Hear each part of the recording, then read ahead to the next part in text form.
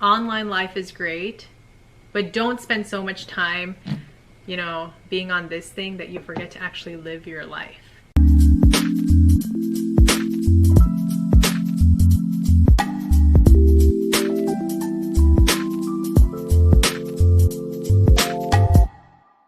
And welcome back to another episode of Chai with Chhavi. I am super excited for today's episode because we are going to get real.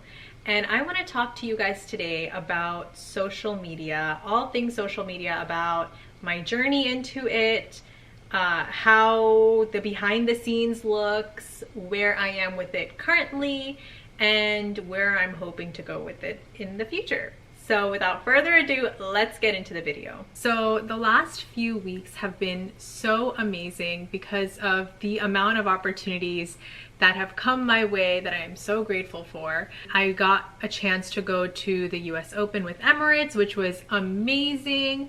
And then just last week, I was at New York Fashion Week at the Forever 21 show. I do actually want to talk to you a little bit about how I got here and share a little bit about my journey. It's wild to me to see how many incredible doors have opened up and just the cool experiences I've gotten to have as a result of social media. I think it speaks to the power of social, right? It's really changed the world that we live in. It's changed how opportunities can be obtained, and I think it's important to just understand what is behind all of this that you're seeing right now. During my junior year of high school, I decided to open an Instagram account because I was going to model at my first show. This is my first modeling opportunity. I'm pretty sure if you go back far enough on my Instagram, you might see like those early photos. They're probably still there. But that's what I got by Instagram. I uploaded some pictures and then I wasn't super active on it. Like I'd update it here and there, but nothing crazy. And then after Miss USA is when I extra got into Instagram, because then I was posting every single day. It was like part of this whole brand building thing. And oh my gosh, at first it was very, very like, what do I post about? How do I keep, creating content every day? But I kind of started to get the hang of it, and I was a marketing major. So it was nice to be able to do social media and then also study marketing in school and then, be exposed to all of that. It was very linked in many ways. I didn't know what to expect by getting on social, but the sheer number of opportunities that are out there and that you are connected to as a result of social media to this day blows my mind. I was able to go on a trip to Dubai and India, business class with Emirates, which is something I would have never imagined. I have been able to work with so many amazing designers. So those are amazing opportunities, but the amount of work that went into all of this before that happened is quite a bit. Like, I remember I would post every single day, right? Try to think of content every single day. I was going to college as a full-time student. I was helping my parents out with their business on the side, and then just figuring out what I wanted to do with Miss New Jersey USA and like appearances related to that, all of these things. And I really think that this would be a great video to get a little bit more candid about what really goes behind the scenes of these pictures that you're seeing. So when I was starting to build my following and when I started to see that initial growth, I think I had 10,000 followers right after Miss USA, and then right now I'm currently sitting at 166,000.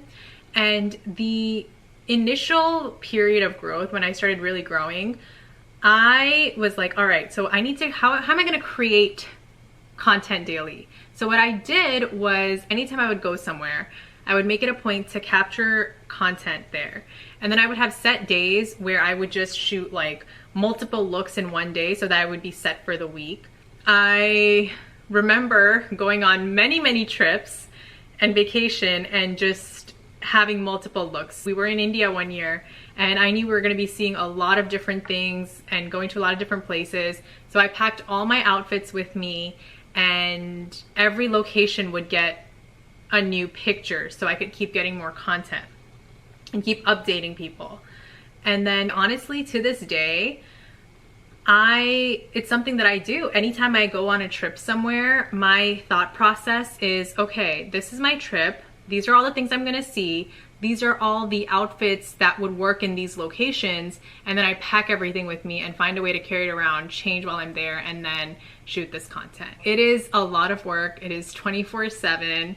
And when money gets involved, when you're dealing with promotions, that adds, you know, now you have an additional layer that you have to think of. You need to ensure that it is doing justice to marketing the product the way that the company wants it marketed, that you sound authentic, it's on brand, it's like just all these things. Like, you don't want to come off as salesy. There's a lot of marketing involved in this, and a lot of just finding that fit. Like, how can we do this to the best of our ability and do it right, especially when you're getting paid?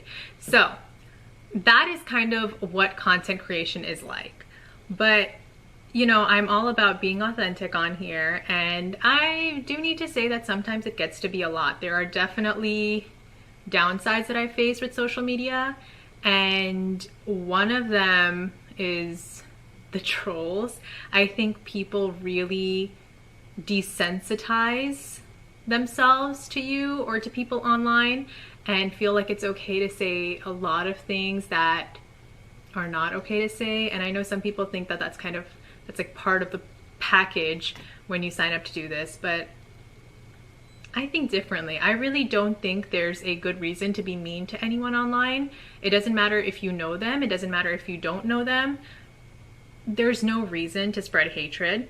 And I think that's one of the things that early on I had a hard time dealing with, because I know who I am, but to see other people misunderstand me or, you know, make different remarks about me that were completely untrue, it was hurtful. But I think over the years, that's one way I've definitely grown, is kind of separating myself and who I am from who these people want to make me or who they perceive me as, because that's not reality. And then kind of going along those lines, when people post their highlight reels, their curated, edited, filtered lives on social, and then that is taken as reality by, you know, your followers, who then compare that version of your life to their normal life, which they have all the details about, it can have severe mental health, you know, it could lead to severe mental health issues. Like, it could lead to feelings of not feeling good enough. It could lead to comparison.